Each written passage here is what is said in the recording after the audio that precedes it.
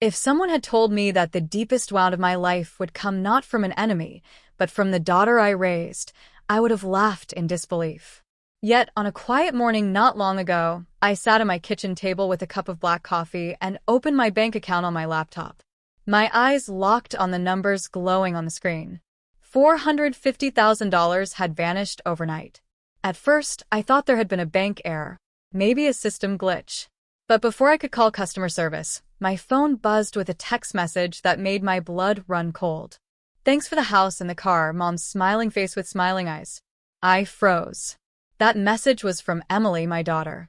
The little girl I had adopted when she was 3 years old, after her parents died in a car accident. I raised her as my own, poured every ounce of love I had into her, built my life around making sure she would never feel abandoned again. I read her message over and over, unable to believe what I was seeing. My daughter had not just taken some money. She had drained nearly $500,000 in one night, and then thanked me as if I had simply handed her a gift. I told myself to breathe, to stay calm. But as I sat there, staring at that mocking text, one truth became painfully clear. The betrayal I felt in that moment was far heavier than any financial loss. Emily thought she had outsmarted me, thought she had finally secured the life she deserved at my expense. What she did not know was that she had just opened a door she would never be able to close again. When I arrived home later that morning, Emily and her husband Brian were waiting in the living room. They sat side by side on the sofa, their faces lit up with satisfaction. Emily dangled a shiny set of car keys from her fingers. Brian leaned back with a smug grin, as if the world finally belonged to them. The air was thick with their triumph. "Mom, we have something to tell you," Emily began, her voice almost playful. "We bought a house, a beautiful 3-bedroom place with a yard, and of course, a brand new car." She flashed the keys again for emphasis, her eyes daring me to react. I stood still, clutching my purse, forcing my tone to remain even. "And where exactly did the money come from?" Emily tilted her head with exaggerated innocence. "From your account, of course. The savings you always kept for us, for our future. Brian and I figured it was only fair. After all your hard work, you help us get started." Brian nodded firmly. "You had the money sitting there, Linda. We thought you wanted the best for your daughter. Isn't this what any parent would do?" My chest tightened. I thought back to the years I had scraped and sacrificed for her. "Emily," I said slowly, "do you remember who paid your tuition when you decided college was too expensive? Or who sold her car so you could buy that green prom dress you just had to have? Or maybe who mortgaged this very house so you could have the wedding you wanted?" "That was different," Brian muttered, shifting uncomfortably. "That was your duty as a mother." My duty? As if raising her, loving her, and giving up my dreams for her was not enough. As if I was nothing more than an endless source of money. Emily crossed her arms and lifted her chin. "Look, Mom, it's already done. The house is in our name, and the car, too. You can't undo it. And honestly, after years of acting like we were barely scraping by, I think I deserve this." I looked at her carefully, memorizing the smug curve of her mouth and the pride in her eyes. She believed she had finally won, but she had no idea what kind of game she had just started. I remained silent as Emily and Brian celebrated their so-called victory. They thought they had cornered me, that they had finally broken free from what Emily liked to call my poverty act. What they did not know, what they had never bothered to ask, was who I truly was. For years, I had kept my personal life and my professional life separate. To Emily, I was the tired old woman who scrubbed floors for a paycheck. Always worried about bills. Always sighing over rising grocery prices. That was the image I let her see. It was simpler that way. I wanted her to grow up without the weight of my responsibilities or the temptation of easy money. What Emily did not know was that behind those long hours, I also built something lasting. Brick by brick, late nights after cleaning shifts, I studied business and accounting. Slowly, I created a logistics company that grew from one truck into a fleet, from one client into dozens. I kept my ownership quiet, letting others take the public spotlight, while I managed operations from the shadows. To Emily, I was just mom. To the world of commerce, I was Mrs. Harper, founder and CEO of Harper Logistics. So when she drained nearly $500,000, she assumed she had taken from a bottomless savings account I had hidden from her. But she was wrong. The account she raided was not my personal nest egg. It was the operating account of Harper Logistics, the very account used to pay employees, suppliers, and taxes. An account watched closely by auditors and insured by federal regulations. By taking that money, Emily had not just stolen from me. She had stolen from 20 families who relied on their paychecks, from truck drivers counting on gas cards, from clients expecting their shipments on time. Emily smiled that day, thinking she had pulled one over on her poor old mother. What she did not realize was that she had committed a federal crime, and soon, the smile she wore so proudly would disappear. The following morning, I sat in my car in the parking lot of Harper Logistics, gripping my phone so tightly my knuckles turned white. I dialed Arthur, my lawyer and longtime accountant, a man who had been with me since the early days of the company. When he answered, his voice carried a heaviness that told me he already knew. "Linda," he said, "there's a serious problem. The bank flagged a withdrawal of $450,000. It came from the operating account." "I know," I replied quietly. It was Emily, my daughter. For a long moment, there was only silence on the line. Then Arthur sighed. "Linda, that account isn't like a savings account. Any unauthorized use is classified as embezzlement. This isn't just theft. It's a federal offense. We need to act quickly." His words pierced me. Embezzlement. Federal offense. My own daughter. What are my options? I asked, steadying my voice. "Two paths," Arthur explained. "We can try to recover the money privately, talk to her, negotiate repayment, make it quiet. Or we file an official report, freeze her assets, and let the legal system handle it. But you need to understand," he added, "once we go legal, there's no turning back." I closed my eyes. Memories rushed in. Emily at 3 years old, clutching a stuffed rabbit the day I brought her home. Emily at 12, begging me for new shoes I couldn't afford, but bought anyway. Emily at 18, walking across the graduation stage while I cheered louder than anyone. I had given her everything, and yet she had chosen to betray me.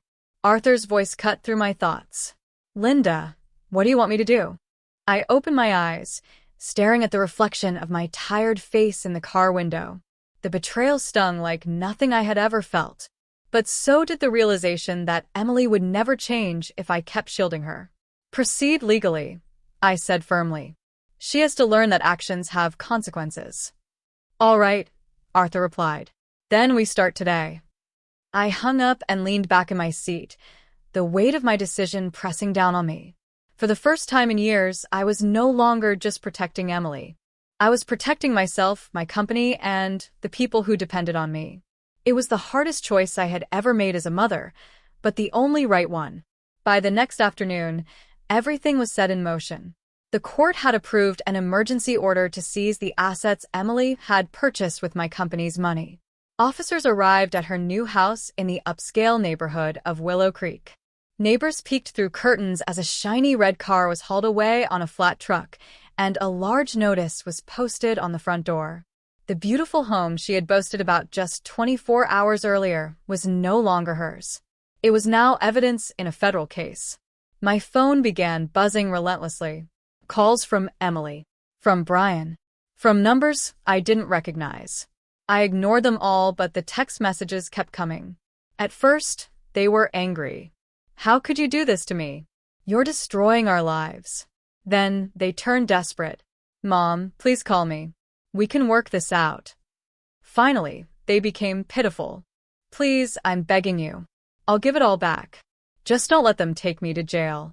I sat on the edge of the hotel bed, reading every message with a calmness that surprised even me.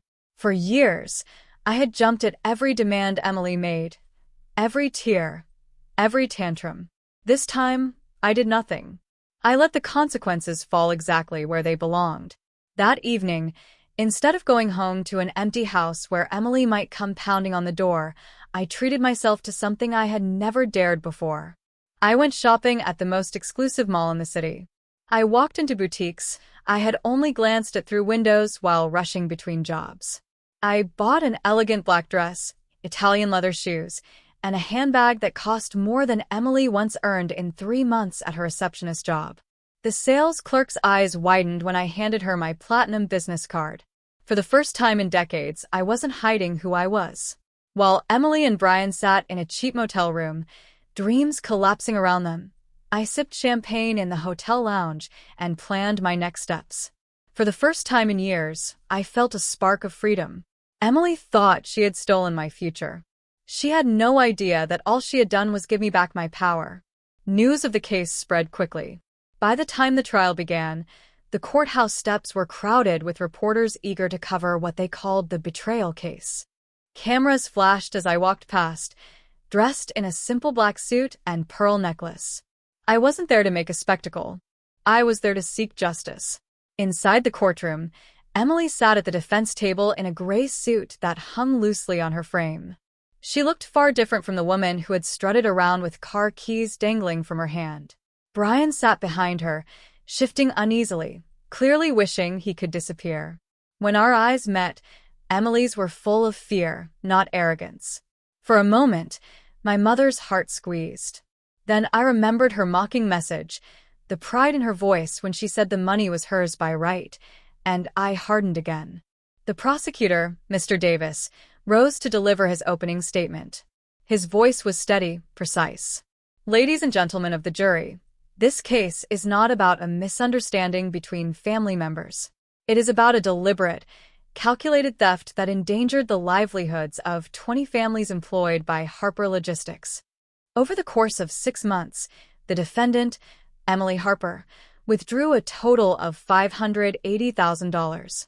She used those funds to purchase personal luxury items, a house and a car, while her mother struggled to keep the company running. His words echoed through the courtroom, leaving no room for confusion. The defense attorney, a young man barely out of law school, tried to counter. He painted Emily as a confused daughter who had grown up believing her mother was poor. She thought the money was set aside for her future, he argued. She misunderstood the situation. This is not the work of a hardened criminal. His tone lacked confidence. Even he knew the argument was weak. Witness after witness took the stand. Arthur, my accountant, laid out the numbers with precision, the dates, the amounts, the steady escalation from small withdrawals to the massive transfer. Brenda, my assistant, testified about Emily's visits to the office. She always seemed uncomfortable here, Brenda said. Mrs. Harper tried to include her, but Emily would change the subject or leave quickly. Then came Rosalie, my human resources manager. Her voice trembled with emotion as she described the chaos caused by the missing funds. We couldn't make payroll on time. Employees thought the company was going under. Some even started looking for other jobs. Each testimony was like another brick laid on top of Emily's crumbling defense. She sat hunched, eyes down, her hands clasped tightly in her lap. For perhaps the first time in her life, she could not talk her way out. When it was my turn, I walked to the stand slowly, feeling the weight of every sacrifice I had made as a mother. Mr. Davis guided me with his questions. I told the jury about adopting Emily, about the years of struggle, about the decision to keep my business a secret so she could have a normal childhood. I admitted that I had been too permissive, too eager to shield her from pain. And then I told them about the text message.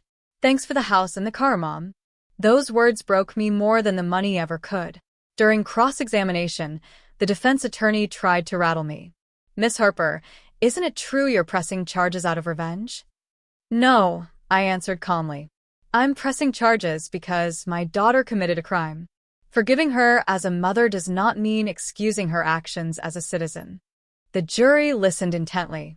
I could see in their eyes that they understood this was bigger than a family feud. It was about accountability. And accountability at long last was coming for Emily. The jury deliberated for only 2 hours before returning with their verdict. Guilty on all counts, embezzlement, fraud, and unauthorized use of financial instruments. Emily slumped in her chair, her shoulders shaking as she cried silently. Brian, who had attended every session, stood abruptly and stormed out, leaving her alone to face what came next. 1 week later, we gathered again in the courtroom for sentencing. The atmosphere was heavy, every whisper echoing off the walls. The judge, a stern man with a reputation for fairness, reviewed the evidence carefully before speaking. Miss Harper, this court has considered not only the magnitude of your crime, $580,000 stolen over a period of months, but also your lack of regard for the people whose livelihoods you endangered. Emily trembled, clutching the edge of the defense table. The judge's tone softened slightly. However, I also recognize that you are a first-time offender and that you have expressed remorse. Therefore, I sentence you to 6 years in federal prison, with a possibility of parole after 4 years for good behavior. Additionally, you must pay restitution in the full amount plus interest and legal fees, totaling $720,000. During your parole period, you are prohibited from contacting your mother without explicit judicial approval. The words fell like stones into the silent room. 10 years without contact. Emily's sobs grew louder. The bailiff approached, placing handcuffs on her wrists. She turned to me, eyes swollen with tears. Mom, please forgive me. Please don't let this be the end. I stood, my voice steady, but not unkind. I already forgive you, Emily. But forgiveness does not erase consequences. You are not in prison because I am cruel. You are in prison because you made choices that led you here. As she was led away, she kept her eyes on me, searching for a softness I could no longer afford to give. For the first time in her life, there was no manipulation, no excuses, only fear, and, at last, respect. That was our final exchange before the doors closed behind her. 6 months passed after the sentencing, and my life began to look completely different. Without the constant turmoil of Emily's demands, the air around me felt lighter. Harper Logistics, once strained by her theft, was thriving again. We secured 3 major contracts, expanded to 30 employees, and even opened a second office in a nearby city. For the first time in years, I could focus fully on the business I had built with my own hands, instead of on the chaos of trying to hold my family together. But the most meaningful changes weren't professional. They were personal. I sold the old house, where every room carried the echoes of arguments, slammed doors, and years of unspoken resentment. In its place, I purchased a penthouse in the heart of the city. The wide windows overlooked the skyline, and at night, I could see the light stretching endlessly. It felt symbolic, a new perspective, a higher place, a life reclaimed. I began to explore parts of myself I had long buried under the weight of motherhood. I enrolled in a painting class on Tuesday evenings, booked a long-delayed trip to Europe, started enjoying dinners at fine restaurants without guilt. I realized how many years I had denied myself joy in the name of sacrifice. Now I allowed myself to live fully. Friends who had drifted away returned, drawn not just by my success, but by the peace I radiated. They told me I seemed lighter, freer. And they were right. For the first time in 24 years, I was not just Emily's mother. I was Linda Harper, businesswoman, artist, traveler, a woman who had finally chosen herself. The lesson was clear. When you set boundaries, you don't lose love. You gain respect. And sometimes you even gain back your life. 4 years later, a letter arrived in the mail, with a return address that made my heart skip. Federal Correctional Institution. My hands trembled as I opened it, knowing it was from Emily. The restraining order had kept us apart, but she had received special permission through her parole officer to send me this one letter. Her handwriting was smaller than I remembered, steadier somehow. Dear Mom, it began. I don't expect forgiveness. I don't expect a second chance. I only need you to know what these years have taught me. She wrote about the loneliness of prison, about the therapy sessions that forced her to face herself, and about the question a counselor had asked that shattered her. Can you name a single time you truly sacrificed for your mother? Emily admitted she could not. Not once. She described the depression that followed, the nights she cried until she had no tears left, and then the slow process of rebuilding. She had joined programs that taught responsibility, empathy, and gratitude. She had taken part in groups where she told her story to others, warning them of the dangers of entitlement. I realized I wasn't your victim, Mom. I was your betrayer. Emily told me she was working at a bakery after her release, earning minimum wage and sending every extra penny toward restitution. It will take me years to pay you back, she wrote. But I want you to know I'm trying. I want you to know your strength saved me. You didn't destroy me. You forced me to finally grow up. I finished the letter with tears running down my cheeks. They weren't tears of regret or anger. They were tears of relief, and maybe even of pride. For the first time in decades, I felt as if I had glimpsed the daughter I had always hoped Emily could become. As I folded Emily's letter and placed it gently back into the envelope, I felt something shift inside me. For years, I had carried the weight of believing that unconditional love meant sacrificing myself, that forgiveness meant excusing harm. But life had taught me a harder, truer lesson. Love without boundaries is not love at all. It is surrender. And when we surrender our dignity, we teach others to treat us with less than we deserve. Emily's story is not just about stolen money. It is about respect, about choices, and about the cost of confusing love with endless tolerance. In the end, she learned what I had always hoped she would, that actions have consequences, and that gratitude is the foundation of every healthy relationship. And I learned, finally, that protecting yourself is not selfish. It is the first step toward genuine peace. If you are watching this and you've ever struggled with setting boundaries with the people you love, let this story remind you. Saying no is sometimes the most loving thing you can do, because respect is what turns love into something lasting. If this story touched your heart, please take a moment to like this video, share it with someone who might need it, and leave a comment telling me where you're watching from. Your voice matters here.